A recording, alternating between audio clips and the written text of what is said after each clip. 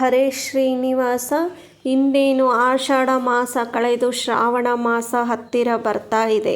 ಇವತ್ತಿನ ವಿಡಿಯೋದಲ್ಲಿ ಶ್ರಾವಣ ಮಾಸದ ಅತ್ಯಂತ ಮಹತ್ವದ ಮಂಗಳಗೌರಿ ವ್ರತದ ಬಗ್ಗೆ ಸಂಪೂರ್ಣ ಮಾಹಿತಿಯನ್ನು ತಿಳಿದುಕೊಳ್ಳೋಣ.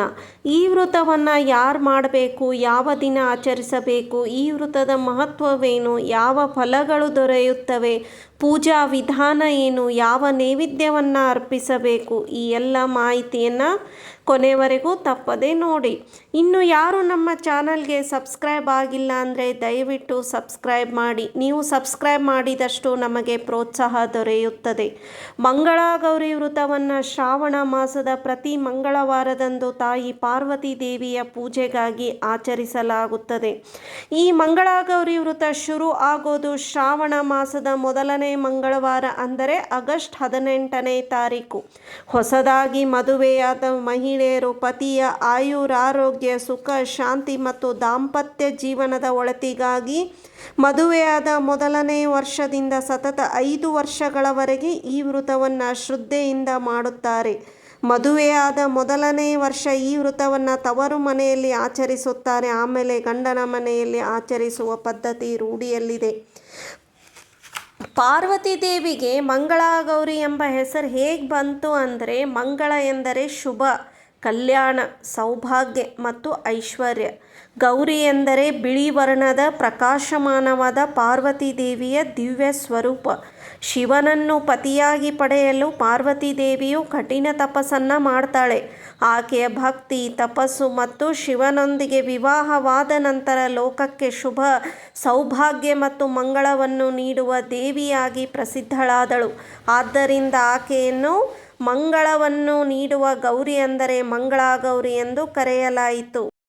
ವಿಶೇಷವಾಗಿ ವಿವಾಹದಲ್ಲಿ ಇರುವ ಅಡೆತಡೆಗಳು ದೂರವಾಗಲಿ, ಅಖಂಡ ಸೌಭಾಗ್ಯ ಲಭಿಸಲಿ, ದಾಂಪತ್ಯ ಜೀವನ ಸುಖಮಯವಾಗಿರಲಿ, ಕುಟುಂಬದಲ್ಲಿ ಐಶ್ವರ್ಯ ಮತ್ತು ಶಾಂತಿ ನೆಲೆಸಲಿ ಎಂಬ ಆಶಯದಿಂದ ಮಹಿಳೆಯರು ಮಂಗಳಗೌರಿ ದೇವಿಯನ್ನು ಆರಾಧಿಸುತ್ತಾರೆ. ಆದ್ದರಿಂದ ಶ್ರಾವಣ ಮಾಸದ ಮಂಗಳವಾರಗಳಲ್ಲಿ ಈ ವ್ರತಕ್ಕೆ ವಿಶೇಷ ಮಹತ್ವವಿದೆ. ಬೆಳಗ್ಗೆ ಬೇಗ ಎದ್ದು ಶುಚಿಯಾಗಿ ತಲೆಗೆ ಎಣ್ಣೆ ಹಚ್ಕೊಂಡು ತಲೆ ಸ್ನಾನ ಮಾಡಿ ಅಂಚು ಸೆರಗು ಇರುವ ಸೀರೆಯನ್ನು ಉಟ್ಕೋಬೇಕು.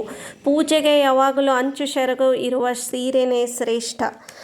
ಇನ್ನು ಮೊದಲು ಪೂಜಾ ಸ್ಥಳದಲ್ಲಿ ಸ್ವಚ್ಛಗೊಳಿಸಿ, ಒರೆಸಿ, ರಂಗೋಲಿ ಹಾಕಿ ಒಂದು ಮಣೆಯನ್ನು ಇಟ್ಟು ಅದರ ಮೇಲೆ ಅಂಚು ಇರುವ ಬ್ಲೌಸ್ ಪೀಸನ್ನು ಹಾಕಬೇಕು. ಮದುವೆಯಾದ ಮೊದಲನೇ ವರ್ಷ ಹೊಸ ಬ್ಲೌಸ್ ಪೀಸು ಬೆಳ್ಳಿದು ಮಂಗಳಗೌರಿಯನ್ನು ಅತ್ತೆಯ ಮನೆ ಕಡೆಯವರು ಕೊಡಬೇಕು. ಅದು ಶಾಸ್ತ್ರ. ಅಂಚು ಇರೋದಂದರೆ ಬಾರ್ಡರ್ ಇರೋ ಬ್ಲೌಸ್ ಪೀಸು 3 ಬೇಕಾಗುತ್ತದೆ. ಒಂದು ಮಣೆ ಮೇಲೆ ಹಾಸಬೇಕು, ಬಾರ್ಡರ್ ಮೇಲೆ ಮಾಡಿ ಹಾಸಿ. ಇನ್ನೆರಡು ತ್ರಿಕೋನ ಶೇಪದಲ್ಲಿ ಮಾಡಿಕೊಂಡು ಹಿಂದ್ಗಡೆ ಆ ಕಡೆ ಒಂದು ಈ ಕಡೆ ಒಂದು ಇಡಬೇಕು. ಮಿಡಲ್ದಲ್ಲಿ ಒಂದು ಕನ್ನಡಿ ಇಡಬೇಕು. ಆ ಕನ್ನಡಿ ಹಿಂದ್ಗಡೆ ಶಿವಪಾರ್ವತಿ ಫೋಟೋ ಇಡಬೇಕು. ಆಮೇಲೆ ಮುಂದ್ಗಡೆ ಸ್ವಲ್ಪ ಅಕ್ಕಿಯನ್ನು ಹಾಕ್ಕೊಂಡು ಅದರ ಮೇಲೆ ಮಂಗಳಗೌರಿಯನ್ನು ತೊಳೆದು ಒರೆಸಿಕೊಂಡು ಅಕ್ಕಿ ಮೇಲೆ ಇಡಬೇಕು. ಆಮೇಲೆ ಬಲಗಡೆ ಒಂದು ಅಡಿಕೆ ಬೆಟ್ಟು ಇಡಬೇಕು. ಅದು ಮೊದಲು ಗಣಪತಿ ಪೂಜೆ ಮಾಡಿ ಆಮೇಲೆ ಮಂಗಳಗೌರಿ ಪೂಜೆ ಮಾಡಲಿಕ್ಕೆ. ಆಮೇಲೆ 16 ವೀಳ್ಯದೆಲೆ, 16 ಅಡಿಕೆ, ಒಂದು ಕೊಬ್ಬರಿ ಬಟ್ಲು ತಗೊಂಡು ವೀಳ್ಯದೆಲೆನ ಕೆಳಗಿಟ್ಟು ಅದರ ಮೇಲೆ ಕೊಬ್ಬರಿ ಬಟ್ಲಲ್ಲಿ 16 ಅಡಿಕೆ ಬೆಟ್ಟನ್ನು ಇಟ್ಟು ಗೌರಿ ಮುಂದೆ ಇಡಬೇಕು. ಇಲ್ಲ ಬಲಗಡೆ ಕೂಡ ಇಡಬಹುದು. ಆಮೇಲೆ 5 ಎಳೆದು 2 ದಾರಗಳನ್ನು ತೆಗೆದುಕೊಂಡು ಒಂದು ಗೌರಿಗೆ ಇನ್ನೊಂದು ನಮಗೆ ಕಟ್ಟಿಕೊಳ್ಳೋದಕ್ಕೆ ಅದನ್ನು ಅರಿಶಿನ ಹಚ್ಚಿಕೊಂಡು 5 ಗಂಟುಗಳನ್ನು ಹಾಕಿ ಆ ಕೊಬ್ಬರಿ ಬಟ್ಟಲ ಮೇಲೆ ಇಡಬೇಕು. ಪೂಜೆ ಶುರು ಆಗೋದಕ್ಕಿಂತ ಮುಂಚೆನೇ 2 ದೀಪಗಳನ್ನು ಹಚ್ಚಿ ಇಟ್ಕೋಬೇಕು. ಇನ್ನು ಪೂಜೆಗೆ ಬೇಕಾಗಿರೋದು ಹೂವು, ಬಿಲ್ಪತ್ರೆ, ಗರಿಕೆ, ಗೆಜ್ಜೆ ವಸ್ತ್ರ, ಆಮೇಲೆ ಉತ್ತರಾಣಿ, ನೈವೇದ್ಯಕ್ಕೆ ಹಣ್ಣು, ಕಾಯಿ, 2 ತುಪ್ಪದ ದೀಪಗಳು ಎಲ್ಲವನ್ನ ಇಟ್ಕೋಬೇಕು. ಈ ಪೂಜೆಗೆ ಬಿಲ್ವಪತ್ರೆ ಬಹಳ ಶ್ರೇಷ್ಠ. ಹೂವು ಬಿಲ್ವಪತ್ರೆ ಎಲ್ಲವೂ 16 ಏರಿಸಬೇಕು. ಗೆಜ್ಜೆ ವಸ್ತ್ರ ಮಾತ್ರ 18+2 ಏರಿಸಬೇಕಾಗುತ್ತದೆ. ಇನ್ನು ನೈವೇದ್ಯಕ್ಕೆ ಏನಾದರೂ ಸ್ವೀಟ್ ಮಾಡಬೇಕು. ಎಲ್ಲವೂ ರೆಡಿ ಆದ ಮೇಲೆ ಪೂಜೆ ಸ್ಟಾರ್ಟ್ ಮಾಡ್ಕೋಬೇಕು. ಮೊದಲಿಗೆ ಸಂಕಲ್ಪ ಮಾಡಿಕೊಂಡು ಗಣಪತಿ ಪೂಜೆ ಮಾಡಿ ಶುರು ಮಾಡಬೇಕು. ಗಣಪತಿ ಸ್ತೋತ್ರ, ಗಣಪತಿ ಹಾಡು ಹೇಳಿಕೊಂಡು ಅರಿಶಿನ ಕುಂಕುಮ ಮಂತ್ರಾಕ್ಷತೆ ಹಾಕಿ ಗೆಜ್ಜೆ ವಸ್ತ್ರ ಏರಿಸಿ ಹೂವು ಗರಿಕೆ ಏರಿಸಬೇಕು. ಗಣಪತಿಗೆ ಕೊಬ್ಬರಿ ಬೆಲ್ಲ ನೈವೇದ್ಯ ಮಾಡಿ ತುಪ್ಪದ ದೀಪ ಬೆಳಗಬೇಕು. ಆಮೇಲೆ ಮಂಗಳಗೌರಿ ಪೂಜೆ ಮಾಡಬೇಕು. ಮೊದಲಿಗೆ ಅರಿಶಿನ ಕುಂಕುಮ ಏರಿಸಿ ಗೆಜ್ಜೆ ವಸ್ತ್ರ, ಹೂವು, ಗರಿಕೆ, ಬಿಲ್ವಪತ್ರೆ, ಉತ್ರಾಣಿ ಎಲ್ಲವನ್ನು 16 ಆಗಿ ಏರಿಸಬೇಕು. ನೈವೇದ್ಯಕ್ಕೆ ಹಾಲು ಸಕ್ಕರೆ ಇಲ್ಲ ಯಾವುದಾದರೂ ಹಣ್ಣು ನೈವೇದ್ಯ ಮಾಡಿ ತುಪ್ಪದ ದೀಪವನ್ನು ಬೆಳಗಿ ಬೇಡಿಕೋಬೇಕು. ಅಖಂಡ ಸೌಭಾಗ್ಯ ನೀಡುವಂಥ ಪತಿಯ ಆಯುರಾರೋಗ್ಯ ಪುತ್ರ ಪೌತ್ರಾದಿ ಧನ ಸಂಪತ್ತು ಕರುಣಿಸು, ದಾಂಪತ್ಯ ಜೀವನ ಸುಖಮಯವಾಗಿರಲೆಂದು ಕೇಳಿಕೊಂಡು ಮಂತ್ರಾಕ್ಷತೆಯನ್ನು ಹಾಕಬೇಕು.